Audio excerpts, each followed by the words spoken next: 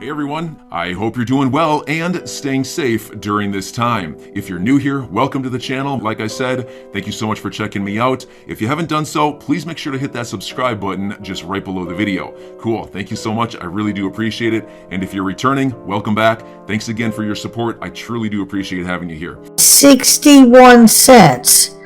That's right. We're going to discuss the notion of how XRP can become 4 or 5 digits. That's right, $1,000, $5,000, $10,000 plus a coin.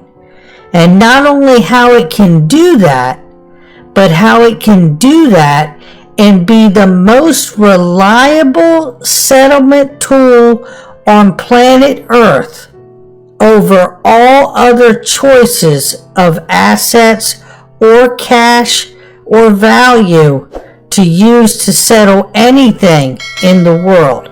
We're going to take a look at that today, believe it or not, at 61 cents. That's what we're going to look at. I Trust Capital, ladies and gentlemen. The numbers in this show is brought to you by. We are pleased to announce the addition of Axie Infinity AXS to the I Trust Capital platform. They are doing amazing things at I Trust, ladies and gentlemen. Axie is a gaming universe that is completely owned by the players. Gamers use their Axies to battle, breed, and traverse the game universe. They have added so many things. Avalanche, Decentraland, you name it. There's so many choices in there. No monthly fees. It is the best crypto gold silver IRA on the planet, bar none. Click the link in the description and comment section. Let's get into this. We're going to start right here. Some of this you've seen, some of this you may have not.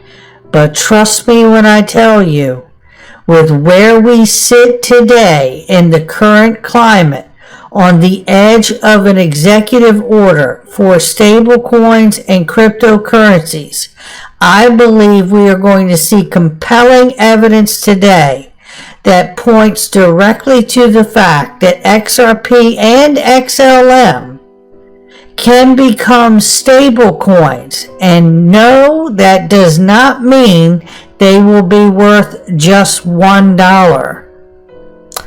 Let's get started.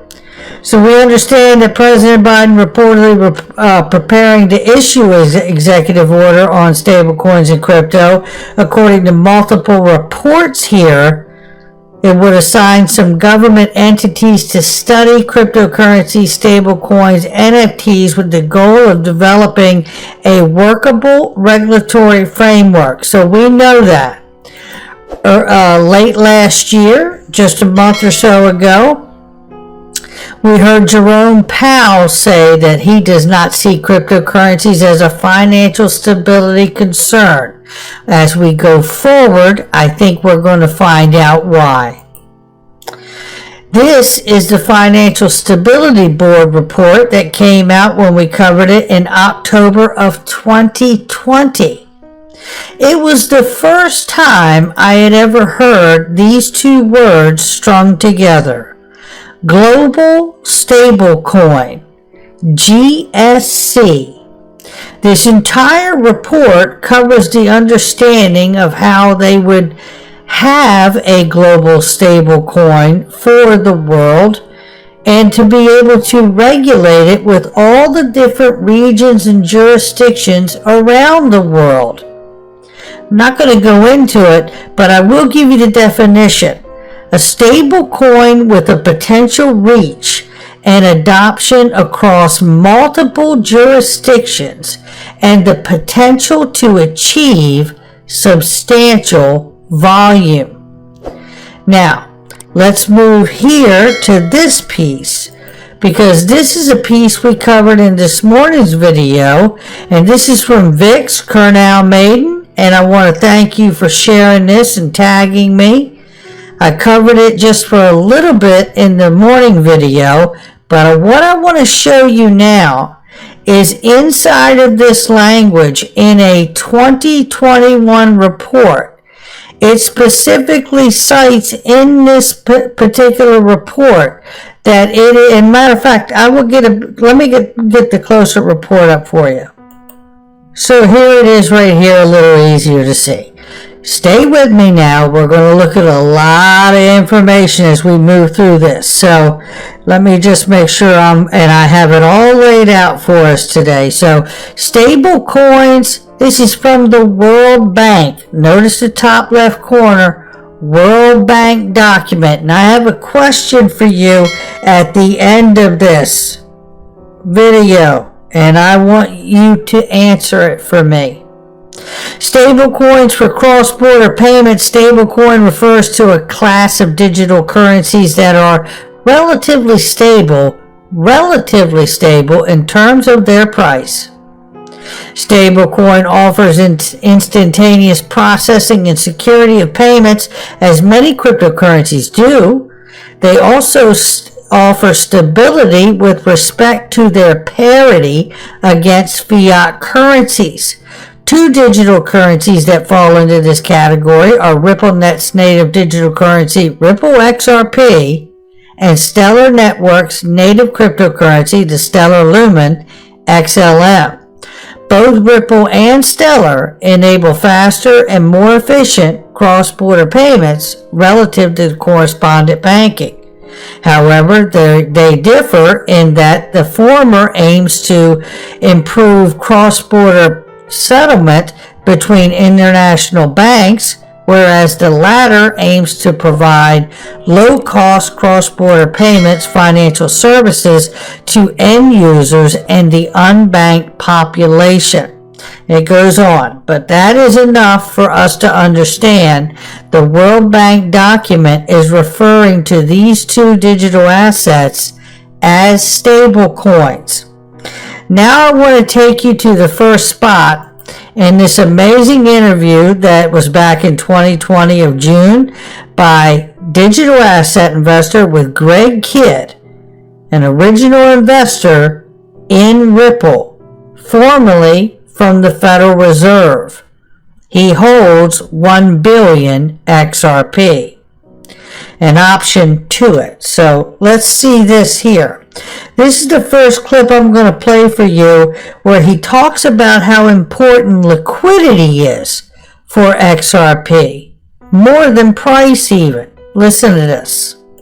So for Ripple to be successful, XRP needs to be liquid so there's not friction getting into it and out of it. That liquidity is in many ways more important than the absolute price, but to those of us that see it being in demand, well, when there's more demand than supply, the prices rise, and that's beneficial to be on that ticket.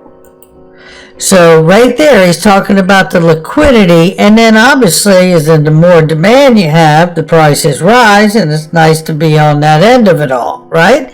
Very nice. Okay, so let's keep moving here, because what I want to show you now is this. This is a diagram that I put out back in 2020, and it is, let me pause here and set it up. Okay, so this is a diagram that I'm putting up here of back in 2020 when Ripple told us that they were, even years before that, they were looked at themselves as a lender of last resort from Miguel Villas back in 2017-2018 time frame. Well, in 2020, they told us that they were going to buy back even off of the exchanges, the secondary market buyback.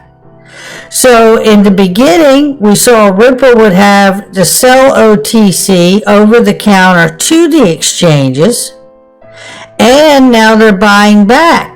We've even recently seen that as well. But now we know that there's 50 billion plus in escrow. I have always believed that it's quite possible that escrow, because escrow by definition means a third party holds it. I have often believed that PolySign could be that escrow holder of the XRP that is in a cryptographically auto-locked account that releases every single month. Ripple does a very good job determining how much stays out for operation expenses and selling off to others, which they have stopped doing to exchanges since 2019, they said, right? So they put the rest on the back end of the escrow payment or the escrow releases and move on. This is the kind of actions that you see out of a central bank. They also have created a lending platform and a lending side that they lend to customers now, which I truly believe sets up one of the grand exceptions to be a note, which is money, just like a Federal Reserve note, like money. And if you lend to customers under a shortened time frame, you can be a note and not be a security, which would make it bona fide money or even a stable coin. But let's take a look at this. Here's another clip from that same interview with Greg Kidd, formerly of Ripple and the Federal Reserve, and he's talking about how he also believed that Ripple is acting and conducting herself as a good steward in the manner just like a central bank. Take a listen to this. How much is an escrow locked up? Right, locked up. So they keep a proportion. It's like a central bank putting a lock on the gold down there so somebody can't run and just do a raid on the gold and sell it all and have a party. So they put a bunch of the XRP under lock so that the market knows it's not going to be flooded with Ripple selling XRP at any period of time. And that creates some sense of security that Ripple's acting sort of in the role of like a central bank to make sure that there's no debasement of the currency. To make sure that there's no debasement of the currency, as he refers to it, acting in the role of a central bank. Okay? All right. This is getting good, right, ladies and gentlemen? Yeah, let's keep this going, right? So we've seen the diagram. We've heard from Greg Kidd on that. Now let's talk about this right here. This is what we recently found out. Ripple shares aren't the only thing they've been buying back. Ripple also purchased $321 million plus of XRP off of the secondary market, and appears they didn't sell any to exchanges. You want to know how they get it back? I just told you. This is the actual cut of what we need to see from the Ripple fourth quarter report. Hasn't conducted any programmatic sales since the fourth quarter of 2019, which means, and this is from usdt today, from that, talking about the Ripple Q4 report of 2021. And it says here it didn't sell any XRP tokens to exchanges during the fourth quarter. And then we go on to the next piece, which is also highlighting from the Q4 report of Ripple. It says Ripple says that it keeps seeing more global demand for on-demand liquidity, which now boasts 20 payout markets. And it purchased $321 million worth of XRP in the secondary market, which is where we buy. Now let's take a look at this. Because now I'm reminded of what is really going on here. We talk about XRP a lot, the token. We don't often talk about XRP Ledger, the protocol. The protocol is extremely important because I believe this will be what is collateralized with so many different assets, including fiat government dollars from around the world, gold, oil, and many, many other assets that will be tokenized from different sectors of the economy and placed onto the ledger. Why do I say onto the XRP ledger? Because the XRP ledger is, in fact, the first decentralized exchange. Don't believe that, it's still true. Now let's take a look at some more evidence here, right? So let's hear from Glenn Hutchins as he reminds us of the protocols of the early internet and then of the XR Ripple protocol. Gotten into that, but we've just seen a huge meltdown over the past 12-15 months. Are you still a believer? So, if we'd been sitting here together in 2002, we probably were. You would have asked me, the internet. We've just seen this huge meltdown in the last 12 to 15 months. Are you still a believer? Right? Yep. And so the answer is yes. Now the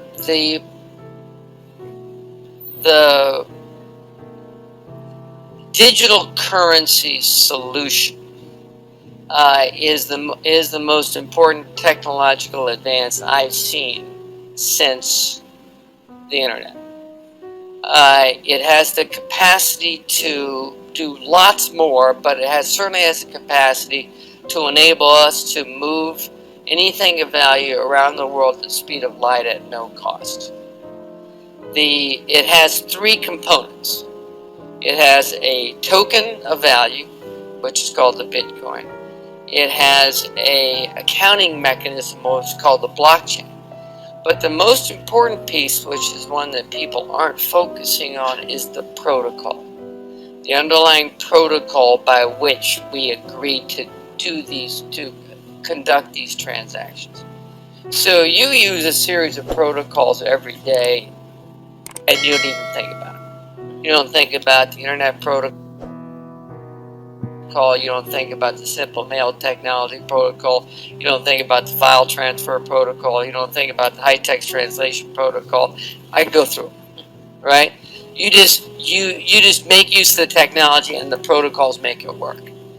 The people who really understand what's going on with digital currencies understand that putting these protocols in place, the blockchain protocol, the Ethereum protocol, the Ripple protocol, the Ripple protocol, the Ripple protocol, and then enabling those protocols to cause transactions to occur. And then those transactions can be defined very broadly as not just moving things of value, but anything that's got an information content. Is extraordinarily transformative. The focus on the value of the token is distracting and uninformative. And it is. Now, let's do this. So let's focus on the protocol for a second and not the token. Allbridge adds support for the XRP ledger. Cross-chain bridge brings XRP to 10 ethereal virtual machine and non-EVM compatible blockchains, including Ethereum itself, Avalanche, Solana, Terra, Polygon, Phantom, Binance Smart Chain, CeeLo, Aurora, Harmony, and Hecko. The integration will also bring assets such as AVAX, Sol, Luna, and Matic, as well as USD Tether, USDC, and UST stablecoins directly to the XRP ledger, leveraging its built-in decentralized exchange. It's not just a protocol, It's a decentralized exchange. And once everything is collateralized and plugged into this protocol, decentralized exchange, you can begin building liquidity to be able to pair all of these different assets of value, no matter what they are, whether they are digital assets, tokenized fiat, stable coins, or tokenized oil, gold, and so forth. So, with that being said, take a look at this. More evidence of plugging in the protocol and the decentralized exchange market infrastructure, with Ripple announcing over in Europe from Sunday Young, saying that modular collaboration will help companies such as trust payments to improve cross-border payments thanks to Ripple-powered DLT platform RippleNet, making it cheaper and faster. They point out that through UK and Europe, it is SWIFT, SEPA, BACS, CHAPS, etc., and all of these different companies, including, or payment system, including the Bank of England, that will be able to benefit from this connection. We also know that this protocol allows for the ability to build a private ledger for the central banks to launch central bank digital currencies, for which they have already begun to launch certain central bank digital currencies, let's say for the Central Bank of Bhutan, the Republic of Palau, and who knows who else at this point. Then we come back to this. This is right here, the World Bank again, and I'm showing it for a reason, talking about XRP and XLM becoming and being stable coins for cross-border payments. So you ask yourself, how does it become a stable coin? Well, let's take a look at one of the ways right here. By collateralizing the ledger, by collateralizing the XRP ledger, and really collateralizing and bringing into play the use of the first decentralized exchange for the world and all the money. By putting a certain amount of these released dollars from Nostro accounts and putting that money into backing their fiat reserves and tokenize either stable coins or central bank digital currencies on the ledger. By bringing commodities like gold and oil and tokenized securities like stock, bonds, and options onto the ledger. This is how you bring a price set or a price floor, by collateralizing the ledger with a certain amount of assets and money, providing a floor price that it will never dip below, giving the confidence to anyone using it on a grand scale like the central banking system and the clearing houses, the confidence to understand your investment in using this asset is not a waste of time, because it will be more reliable than any other asset on planet Earth. Because if it isn't, why in the hell would you ever even use it? That's what we're talking about. Now let's take a look at this. Remember this R3 report on FedCoin, a central bank issued cryptocurrency? Everybody understood it to be a CBDC? Well, why not a stable coin, just like the World Bank talked about just last November? The alternative way to create a FedCoin would be to pre-allocate the entire supply of tokens, say 100 trillion FedCoin. This block would immediately be awarded to the central bank to be held in reserve until they required it. Ripple set the precedent for 100% pre-allocation.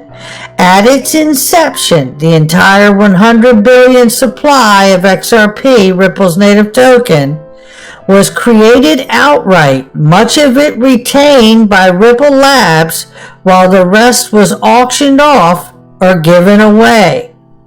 What's interesting about this is I believe you start to understand that this is how an executive order on stable coins and cryptocurrencies could come into play here. And how could they do that? Well, I'll tell you how they could do that. They could do that by this. And before we take a look at that, I do not mean that XRP would be $1. What I mean is that just as the example is down here, is for example, they could choose as the collateral grows on the use of this decentralized exchange, so could too the adjustment of the price of this stable coin, the floor of that stable coin price. In other words, you could peg it to a $200 bill, a $100 bill, $500 bill, a $1,000 bill, a $10,000 bill. This is what could be done. Don't believe it? Well, take a look here. Because in this executive order, new referee coming to regulate the regulators, we understand that from Brownstein here, we need to pay very close attention to, that's right, FSOC determines that cryptocurrencies create or increase a significant liquidity, credit, or other problems spreading among financial markets of the United States, accordance to the Dodd-Frank Act from the last crisis we had. FSOC's broad authorities under Dodd-Frank Act may prove to be the battleground for the future of regulation of digital assets because of its broad, super regulatory power. This is what we're talking about.